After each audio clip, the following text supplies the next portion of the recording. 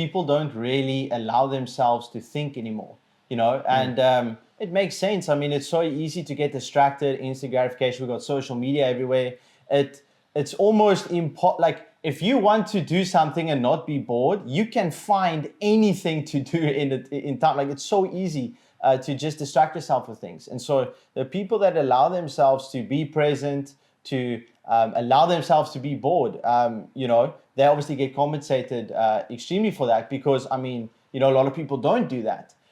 So when you give yourself time to think, I mean, this entire idea and, the School of Athens, that entire idea was born in a place of Andre and I being bored, essentially. And basically in chaos.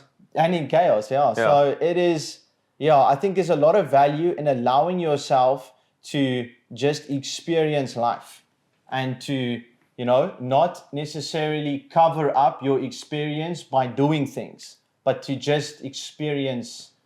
Yeah. A perfect example of this actually is after high school. Like, exactly as you end high school, they're just like, yo, what degree are you going to study? They don't give you, like, this is probably the biggest choice you'll ever make, is what you're going to do for the rest of your life, technically, right?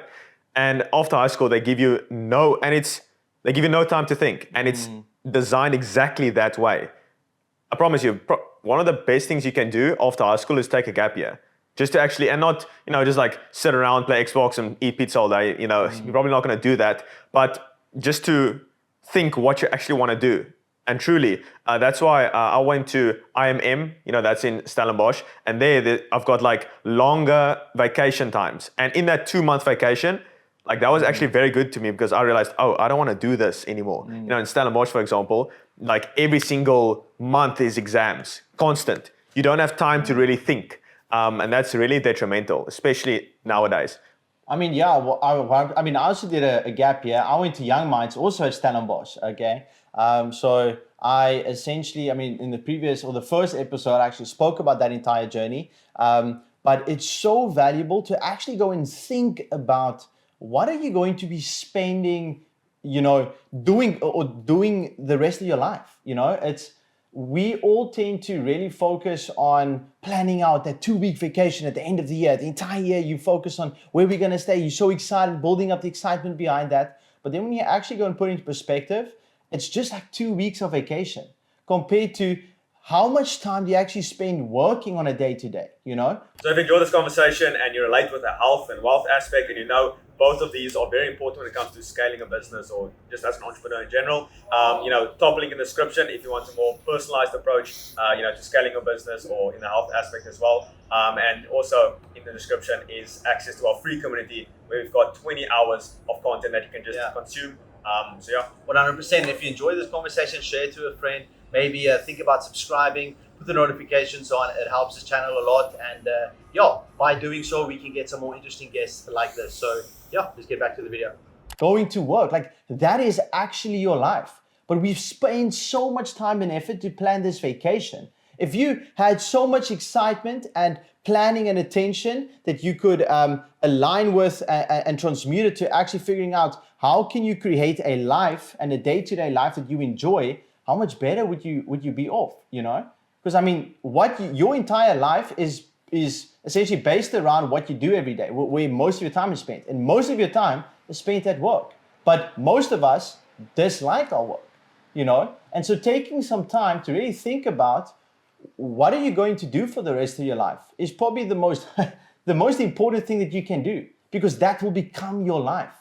And you don't need to go, like, I actually analyzed yesterday, when I was with my friend, I analyzed every single decision that I made when I took the safe road led to an unhappy version of myself, which is fairly interesting. Every decision that I am proud I took came from me being unsure if it's actually going to work and being the most high-stressed one, like leaving my previous 9-to-5 to start and build the business. I was terrified completely.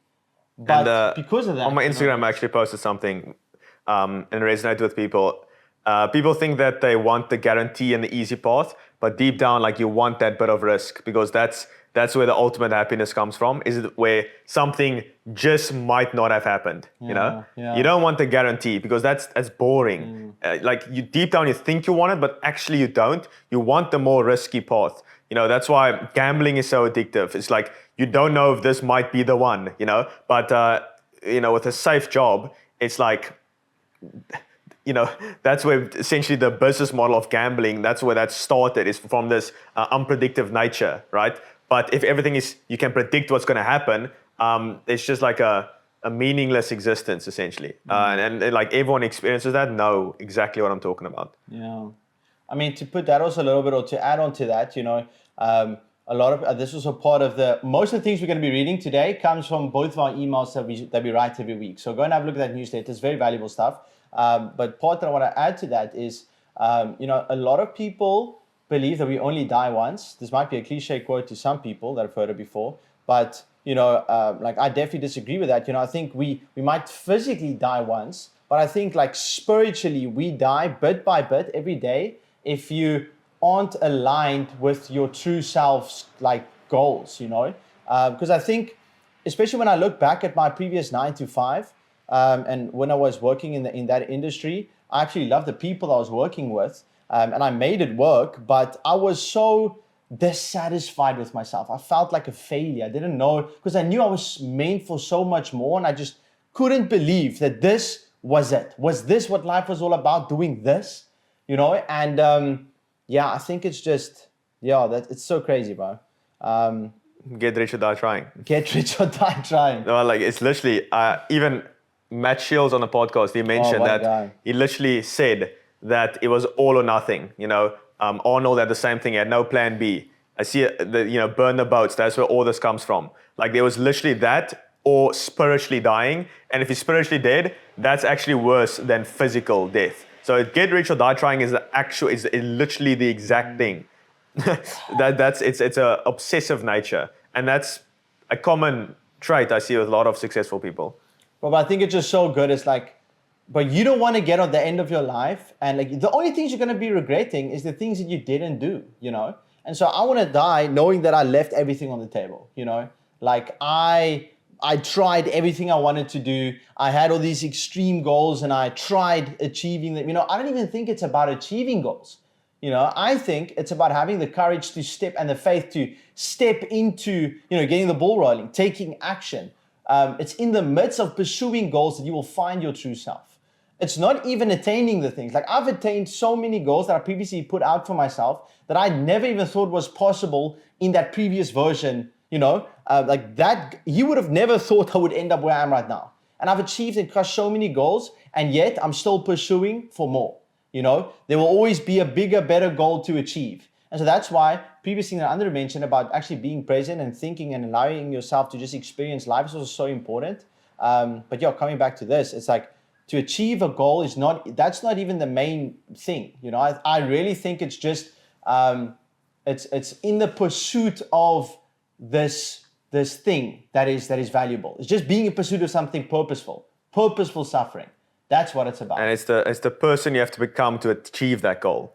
You know, I think Charlie Morgan, he also says the same thing. He wants to become a billionaire. It's not because of the actual monetary value. It's who you need to become to be a billionaire. You know, Jim Rohn has a pretty cool quote. He says, if someone gives you $1 million, you better become a millionaire, otherwise you'll lose it. Which is like your inner identity, like thermometer, right? Needs to be that of a millionaire.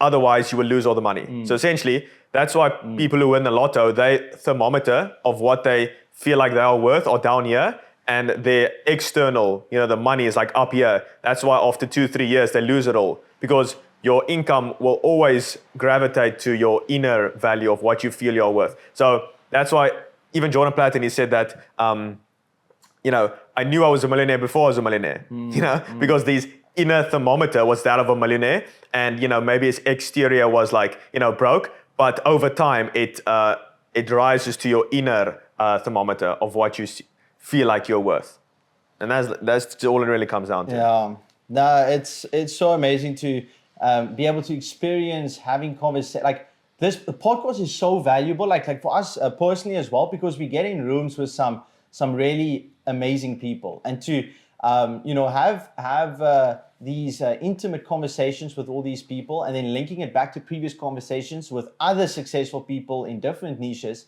you come to realize we all really have very similar journeys, bro. Everyone starts sort of the same thing. Something happens, zero arc begins, pursuing through their doubt and fears by trying to achieve like this monetary things or whatever goals to then prove to themselves that they are worthy to then, have these things or whatever. It's so cool to see everybody's experiences be so similar. It's also the most underrated networking hack. Wow. Because we actually did a call with the community members, and we realized we are essentially in connection with Andrew Tate already. Just from like one or two connections, like not even kidding. Just like one connection opens up this one, and that person that knows that one, and we formed a good relationship with this person, and that will give a good word there. We'll get a podcast with them, boom. Yeah. Like one or two connections can literally open up to the most famous person in the world.